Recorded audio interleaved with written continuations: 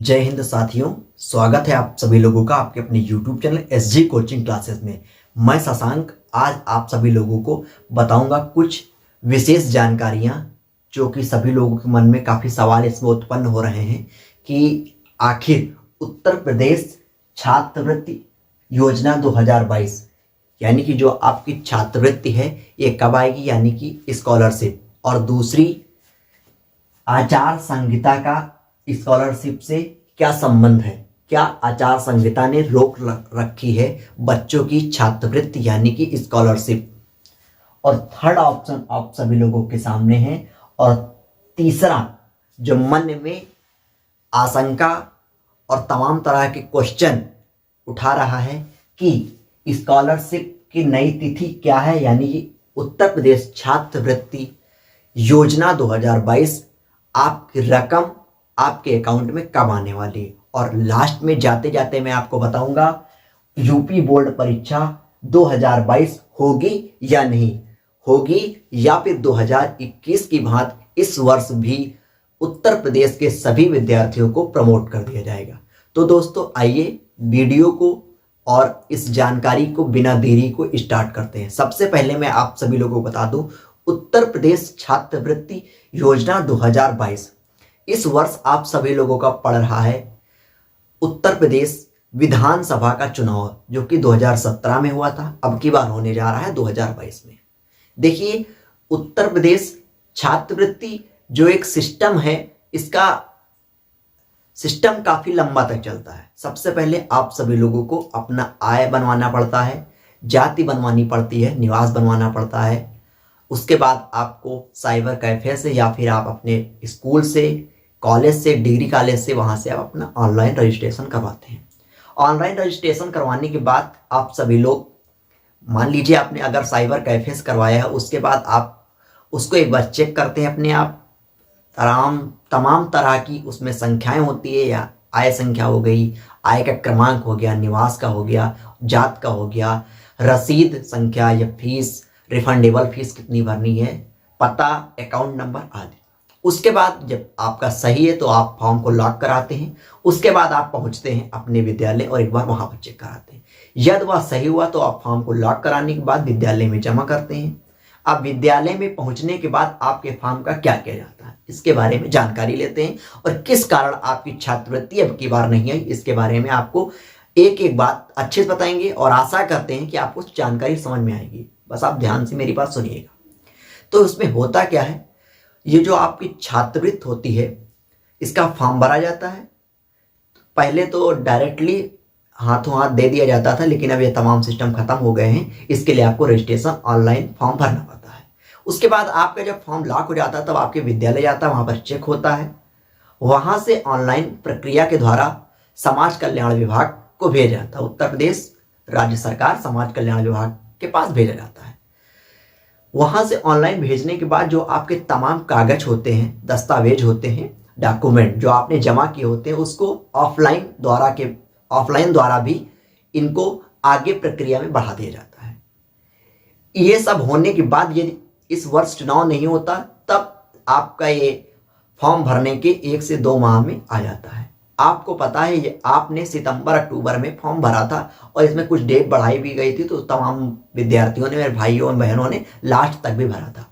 जब आपने form fill कर दिया, उसके बाद समाज कल्याण विभाग आपकी धनराशि जो होती है, स्कॉलरशिप की रकम होती है, यानी कि जो पैसे होते हैं, आपके अकाउंट में भेज देता है। और इस प्रक्रिया को विगत वर्षों के बाद स्टार्ट भी कर दिया गया था। आपको बता दूं, दिसंबर में इसकी 2 किस्तें आई हैं, टेक्निकल स्टूडेंट्स के और जो आपकी बायोलॉजी के कुछ, जैसे मान लीजिए कुछ एएनएम का कोर्स करते हैं, ये जो भी करते हैं, उसकी कुछ राशि, उनकी मतलब पूरी धनराशि कुछ विद्यार्थियों को भेज दी गई थी। लेकिन विधानसभा चुनाव के चलते देखते हुए विरोधी पार्टी, मान लीजिए इस समय आपकी राज्य में भाजपा सरकार है, भाजपा की सरकार है, तो उनकी विरोधी पार्टी, जैसे कहीं कांग्रेस, कहीं सपा, कहीं बसपा के, उन लोगों के विरोध के कारण और कुछ दिक्कतों के कारण उस प्रक्रिया को रोक दिया गया। और उसके बाद जब दिसंबर से आपकी आचार संहिता लग जाती है, आचार संहिता में फिलहाल अगर देखा जाए तो विद्यार्थियों की स्कॉलरशिप से कोई लेना देना नहीं है, लेकिन फिर भी अब की बार कुछ नए नियम कानून के चलते इसको कि किसी के मन में कोई दुविधा ना हो कि जनता को लालच दिया जा रहा, इस कारण उत्तर प्रदेश के मुख्यमंत्री माननीय श्री योगी आदित्यनाथ जी ने इस पर रोक लगा दी है कि अभी इसको रोक दिया जाए। अब आपको आगे बताते हैं इसमें आपकी धनराशि कब आएगी। तो इसको रोक दिया गया जैसे ही आपकी आचार संहिता समाप्त होती है और उत्तर प्रदेश के विधानसभा जो चुनाव होने वाला है खत्म होता है, सारे चरणों के मतदान हो जाते हैं, उसके बाद इसमें कोई मीटिंग नहीं होगी, कोई बैठक नहीं होगी, तुरंत आपकी रकम, आपकी स्कॉलरशिप आने वाली है। ये एकदम कहीं सुनी और कई बार न्यूज पेपर में निकली हुई खबर है। अब हम बात करते हैं किन विद्यार्थियों का अब की बार स्कॉलरशिप नहीं आएगा और किन विद्यार्थियों का आएगा। देखिए, कुछ लोग करते क्या है, कुछ पैसों के चक्कर में कुछ जोखिम भरा काम करते हैं। मैं जोखिम भरा कहूंगा क्योंकि सभी लोग गरीब परिवार से बिलोंग्स करते हैं और इसी लालच में, इसी सोच के साथ स्कॉलरशिप फॉर्म भरते हैं कि जितनी मैंने फीस स्कूल में पे की है वो मेरी रिटर्न आ जाएगी। 10,000 रिटर्न आएगी, 5,000 जितनी मैंने पे की है उसकी डबल या उतनी रिटर्न आ जाएगी, ठीक है ना। लेकिन इसमें करते क्या है कि जो विद्यार्थी जिन्होंने अब की बार कुछ कारणों से या पिछले वर्ष भी अपना आय रिन्यूअल नहीं कराया, अपने पिताजी का जो आय लगती है उसको रिन्यूअल नहीं कराया, जो आपका जाति होती है उसको रिन्यूअल, आप जाति प्रमाण पत्र बनता है, आय बनता है और निवास बनता है। यदि आपने इन तीनों में से किन्हीं दो को पुराना लगा दिया है, निवास 80% तक, निवास में 80% तक आपके चांस रहते हैं यदि आपने ओल्ड भी लगा दिया है कि आपकी स्कॉलरशिप अब की बार आने वाली है। लेकिन यदि आपने आय और जाति जिसमें से 101% आय पर निर्भर करता है, क्योंकि आय से संबंधित आपकी स्कॉलरशिप भी है और आय आपके लिए जरूरी भी है, ठीक है ना। तो आय यदि आपने पुरानी लगा दी होती है तब आपकी स्कॉलरशिप रुक जाती है। अब इसमें कुछ कारण होते हैं कि इस विद्यार्थी ने अपने पुराने ही पंजीकरण को फिर से कर दिया है, इसकी स्कॉलरशिप पिछले साल भेजी जा चुकी है, ठीक है ना। तो इसमें जो आय नई बनती है इसके नए क्रमांक होते हैं, नए संख्या होती है, इसलिए आपको अगर आपने यह गलती की है तब आपकी स्कॉलरशिप रुक जाएगी। और मैं दूसरी चीज बता दूं, यदि आपके फॉर्म, स्कॉलरशिप फॉर्म जो होता है रजिस्ट्रेशन होने के बाद लॉक करा दिया और उसमें कुछ त्रुटियां रह गई, जैसे त्रुटियों में बता दूं, यदि आपने स्कूल में चेक नहीं कराया और वहां से कुछ कमी थी तब आपकी स्कॉलरशिप नहीं आने वाली है। और इसमें मेन चीज होती है UIN ID। यदि आपकी UIN ID गड़बड़ है तो वहां से आपकी स्कॉलरशिप 100 नहीं 200% रुकने वाली है, ठीक है ना। और तीसरी चीज आपकी है, यदि आप देखिए तीसरी चीज क्या है, या मैं तमाम चीजों की गिनती कराऊं उससे पहले बता दूं, आपको अपना फॉर्म लॉक कराने से पहले एक बार अच्छी तरीके से घर पर बैठ के सारे डॉक्यूमेंट बिछा करके सामने अकाउंट नंबर, आय, निवास, जाति, पता, इतनी चीज ध्यान से देखनी है। उसके बाद UIN ID जो स्कूल से मिलती है, उसका रिफंडेबल फीस यदि आपने गलत भरी तभी भी आपकी स्कॉलरशिप नहीं आने वाली है। अब आपको हम बताते हैं, मैंने आपको बता दी उत्तर प्रदेश छात्रवृत्ति योजना 2022 आचार संहिता मैंने बता दी। जैसे आचार संहिता समाप्त होती है आपकी स्कॉलरशिप आपके अकाउंट में आने वाली, यदि आपने अच्छे से फॉर्म को सबमिट किया है तब। इसमें आपको दुविधा में नहीं पड़ना। यदि आपने अच्छे से फॉर्म सबमिट कर दिया, विद्यालय में चेक करा लिया, उसके बाद लॉक करा दिया और विद्यालय से भेज दिया गया है, तब आपकी स्कॉलरशिप 200% आपके अकाउंट में आने वाली है। कुछ विद्यार्थियों की आई भी है। अब हम बात करने वाले हैं स्कॉलरशिप नई तिथि क्या है, what is the new date of scholarship 2022, ठीक है ना। उत्तर प्रदेश छात्रवृत्ति 2022 नई तिथि क्या है, इसकी नई तिथि कोई भी नहीं है। आपका जैसे ही विधानसभा का चुनाव होता है और मतदान समाप्त होता है उसके बाद से आपकी यह प्रक्रिया फिर से आरंभ कर दी जाएगी। इसमें यशस्वी प्रधानमंत्री जी ने भी और आपके मुख्यमंत्री जी ने भी इस पर दिशा निर्देश जारी कर दिया है। और आपके जो जिले के अंतर्गत समाज कल्याण विभाग तो आपके प्रदेश के अंतर्गत आता है, लेकिन जिले के अंतर्गत जो इसका विभाग होता है उत्तर प्रदेश में, तो इसने भी इसके बारे में बता दिया है कि इसकी स्कॉलरशिप बच्चों को कहीं भटकने की जरूरत नहीं, तमाम परेशान होने की जरूरत नहीं, आपकी स्कॉलरशिप आनी ही आनी है। आप यदि आपको किसी प्रकार की यह न्यूज फेक लग रही हो तो आप प्रतिदिन न्यूज़पेपर के साथ जुड़िए, उसे पढ़िए, तो आपको हर एक जानकारी अच्छे समझ में आएगी। चलिए अब आपको आगे हम बताते हैं कि यूपी बोर्ड परीक्षा 2022 होगी या नहीं, या फिर 2021 के बाद सभी विद्यार्थियों को प्रमोट कर दिया जाए। देखिए अब मैं आपको बता दूं, इस समय जो समय चल रहा है, दो तरह के समय चल रहा है।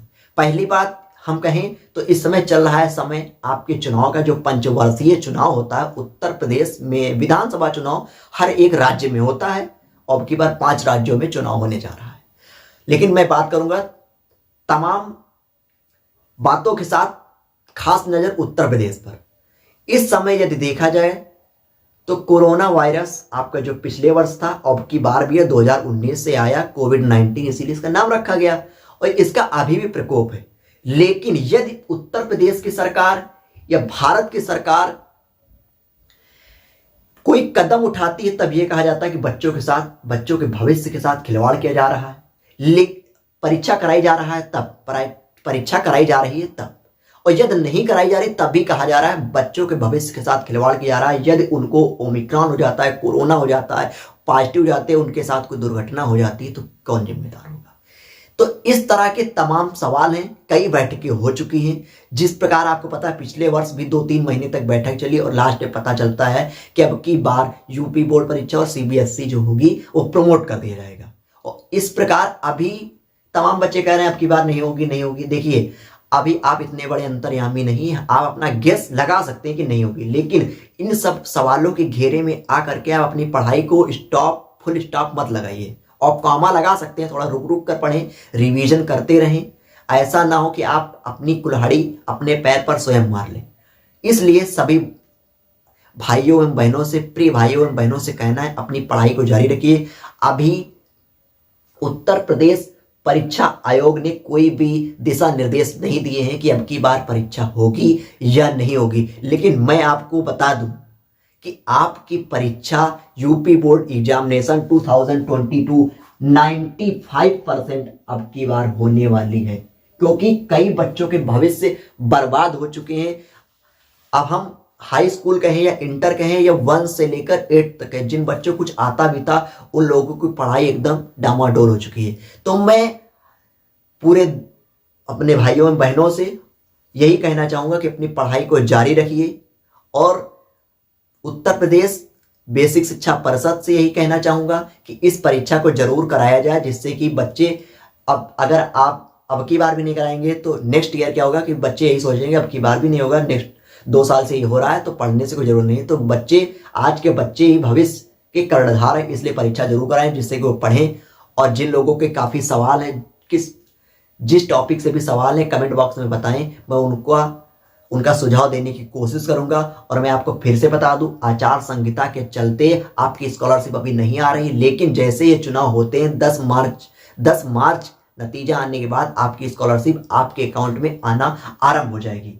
ठीक है ना। यदि आपको मेरे द्वारा दी गई जानकारी पसंद आई हुई हो तो आप हमारे चैनल को सब्सक्राइब कर लीजिएगा, और इसी तरह की तमाम जानकारियों के लिए बेल आइकन को प्रेस कर दीजिएगा, जिससे हर एक वीडियो की नोटिफिकेशन आपके पास सबसे पहले आए और आप हर एक नई योजनाओं से अवगत हों। मिलते हैं आप सभी लोगों से नेक्स्ट वीडियो में, तब तक के लिए जय हिंद, जय भारत।